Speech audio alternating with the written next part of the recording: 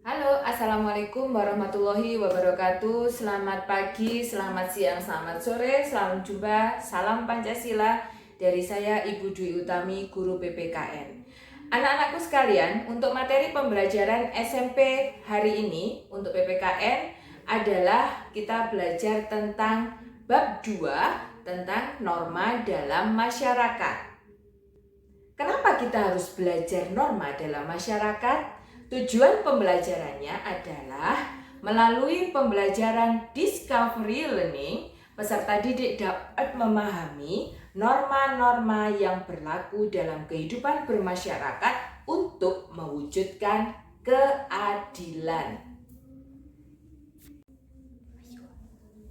Anak-anak sekalian, sebelum kita masuk pada materi pembelajaran kita, perlu kita ingat bahwa kita itu hidup sebagai makhluk sosial.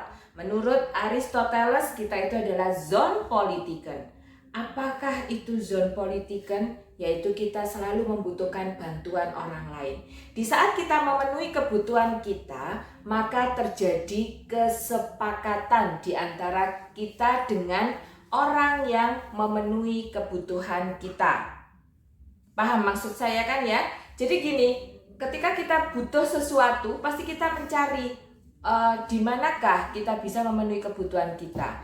Nah, orang lain yang memberikan pemenuhan kebutuhan kepada kita, maka akan memberikan barang yang kita perlukan atau kebutuhan apa yang kita perlukan, baik itu barang ataupun jasa. Saat ada kata sepakat, maka di situ sebetulnya mulai berlaku yang namanya norma. Lalu, apakah yang dinamakan norma? Hakikat norma ini adalah petunjuk atau pedoman tingkah laku yang harus dilakukan ataupun tidak boleh dilakukan dalam kehidupan sehari-hari berdasarkan suatu alasan tertentu. Kalau menurut aturan Kamus Besar Bahasa Indonesia, norma itu adalah aturan atau ketentuan yang mengikat warga, kelompok dalam masyarakat, di mana sebagai panduan, tatanan, dan pengendali tingkah laku yang sesuai. Kesimpulannya, garis merahnya adalah norma sama dengan aturan. Adapun tujuan norma, kenapa harus ada norma? Norma di masyarakat bisa menimbulkan teratur. Kemudian ketika norma berjalan, kehidupan kita menjadi tertib. Kehidupan yang teratur ditambah kehidupan yang tertib akan menjadikan kehidupan yang nyaman, akan mewujudkan rasa nyaman. Lalu, apa macam-macam norma? Yang pertama adalah norma agama. Apa sih norma agama itu? Sumbernya dari mana? Dari wahyu Tuhan yang bisa kita lihat pada kitab suci. Nah, ketika Anda ingin tahu, misalnya Anda sepaham dengan saya, sekeyakinan dengan saya, seorang muslim, ketika Anda ingin tahu tentang bagaimana caranya saya bisa berdoa ketika saya akan memasuki kamar mandi. Nah, di situ Anda bisa lihat di kitab suci. Nah, itu namanya aturan norma agama. Ya, bisa dilihat di kitab suci masing-masing. Tadi kita sudah bahas sumbernya norma agama adalah kitab suci. Sedangkan pelaksanaan norma agama bisa kita lihat saat kita menjalankan ibadah. Dan yang paling utama adalah ketika menjalankan ibadah, utama sekali aturan agama adalah harus menjaga toleransi antar umat beragama. Yang kedua adalah norma kesopanan. Norma kesopanan adalah yang diatur tentang etika, tingkah laku, adat istiadat, kebiasaan di suatu tempat.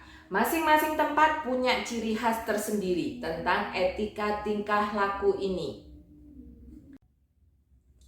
Seperti ada gambar tentang seorang rocker, ya, seorang rocker lewat di depan orang tua.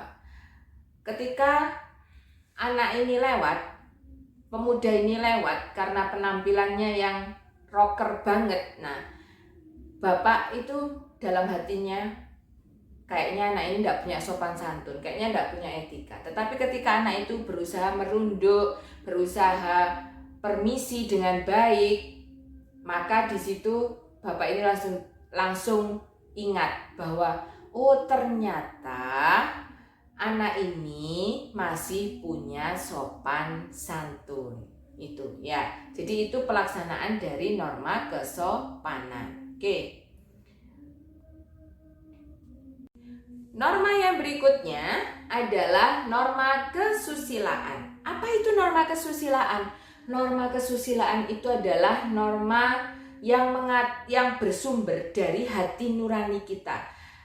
Ketika kita dihadapkan pada suatu kenyataan di depan kita, itu pasti kita langsung berpikir, benar nggak ya apa yang akan kita lakukan? Ini nilainya baik ataukah buruk? Ketika kita dihadapkan pada itu, maka di situ pada pilihan tersebut, disitulah norma kesusilaan sebetulnya berlaku. Untuk selanjutnya adalah norma hukum. Norma hukum itu apa? Dari namanya kalian pasti sudah paham. Yang namanya norma hukum itu adalah ketemu dengan aturan negara. Apabila Anda melakukan kesalahan, melanggar norma hukum, apa yang menjadikan sanksinya? Menjadikan sanksinya adalah bisa penjara, bisa denda, atau bahkan penjara ditambah denda. Apakah esensi norma hukum itu? Apa sih bedanya dengan norma yang lain? Norma hukum ini seolah-olah menjadi norma yang paling istimewa. Kenapa demikian? Karena norma ini paling tidak bisa dilakukan pelanggaran. Harus dilakukan. Mau tidak mau, norma hukum itu harus dilakukan. Kenapa? Karena sanksi norma hukum itu bersifat berat. Ya kan? Kan sesuai dengan Undang-Undang KUHP yang berlaku. Kitab Undang-Undang Hukum Pidana. Kemudian ada norma hukum itu aturannya jelas, aturannya pasti, ada hitam di atas putih. Ya. Kemudian ada norma hukum itu memiliki penegak yang sesuai dengan aturan yang berlaku. Artinya apa?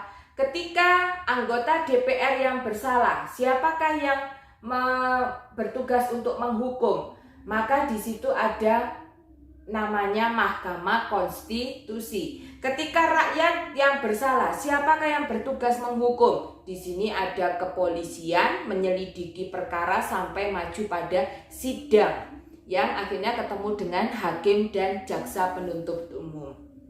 Jelas kan? Nah, berikutnya norma hukum itu diciptakan oleh pejabat di pemerintahan. Ini yang menjadi esensi perbedaan yang utama antara norma hukum dengan norma yang lain. Maksudnya bagaimana?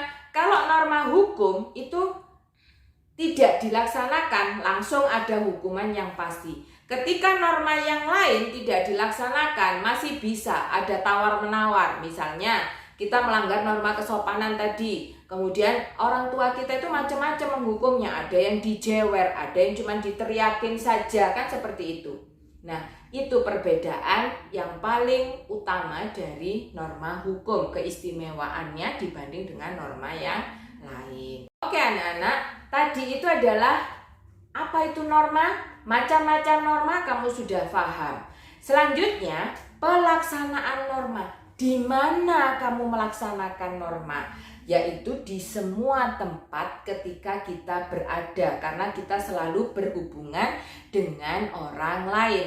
Sekarang ini kondisi pandemi, tidak masalah. Apakah norma tidak berlaku? Tetap berlaku walaupun pakai gadget, walaupun pakai dunia maya. Buktinya apa? Buktinya ada undang-undang ITE, undang-undang tentang IT, bagaimana pelaksanaan IT. Ketika Anda menulis sesuatu yang tidak sesuai dengan terhitung pelanggaran undang-undang ITE, maka Anda akan memperoleh sanksinya. Nah, kemudian kapan dilaksanakan? Kapan saja. Tadi kan di mana saja. Kalau sekarang kapan saja. Norma agama, sekalipun kita tidak bisa melihat keberadaan Tuhan, tetapi ketika kita sangat menyadari bahwa Tuhan selalu bersama kita, maka saatnya kita beribadah, kita harus melaksanakan ibadah. Saatnya kita harus bersyukur, kita harus jangan lupa untuk bersyukur. Itu adalah bagian dari pelaksanaan norma. Selanjutnya bentuk pelaksanaan norma itu bagaimana? Norma dilaksanakan, disesuaikan dengan kebutuhan yang ada, ya kan? Pada saat jamnya ibadah berarti norma agama yang dilakukan. Kemudian pada saat kita berkomunikasi dengan orang lain berarti norma kesopanan. Ketika kita dihadapkan pada sesuatu pilihan yang berat, apakah ini boleh saya lakukan, apakah ini bagus atau tidak saya lakukan, bertemu dengan norma kesusilaan. Seperti itu ya. Selanjutnya, kekuatan norma bagaimana? Ketika kita melaksanakan norma dengan baik, sekali lagi norma itu bisa menimbulkan ketertiban. Akhirnya bisa menimbulkan keteraturan. Kalau hidupmu sudah tertib, sudah teratur, sekali lagi kenyamanan yang muncul. Maka kekuatan norma itu harus jadi kunci utama. Norma apapun itu. Terutama lagi Anda adalah orang yang beragama, berarti kekuatan norma agama harus jadi pondasi utama. Kalau norma agama sudah terlaksana, saya yakin norma yang lain bisa terlaksana dengan baik. Tadi kan sudah kita bahas tentang norma. Sekarang coba kita jawab, apakah kalian sudah memahami atau belum ya? Bacalah wacana berikut. Norma dibuat dan dilaksanakan oleh masyarakat sekitar seperti halnya norma kesopanan. Jenis norma ini akan mengikat masyarakat yang menentukan perbuatan sopan dan tidak sopan. Ketentuan mengenai perbuatan sopan dan tidak sopan merupakan hasil buah pikir masyarakat itu sendiri. Ciri norma kesopanan yang ada dalam keterangan tersebut adalah A. Berbentuk tertulis, B. Bersifat dinamis, C. Memiliki sanksi, D. Hasil kesepakatan bersama. Yuk coba yang mana? Iya betul, yakni D. Hasil kesepakatan bersama ya. Oke. Itulah anak-anakku yang harus kita pahami tentang norma di masyarakat. Apa itu norma? Kapan dilaksanakan? Bagaimana pelaksanaannya? Tadi sudah kita bahas bersama-sama. Sebagai pengingat diri kita sendiri, saya sendiri dan kalian semuanya sebagai Zonpolitiken adalah norma itu sebagai pemandu kehidupan bermartabat. Hidup tanpa norma bagaikan berjalan tanpa arahan. Baiklah, terima kasih. Itu yang bisa saya sampaikan pada pembelajaran kali ini. Semoga kalian bisa menerima semua apa yang Bu Dwi sampaikan tadi. Sampai ketemu lagi. Salam Pancasila. Selamat siang. Assalamualaikum warahmatullahi wabarakatuh.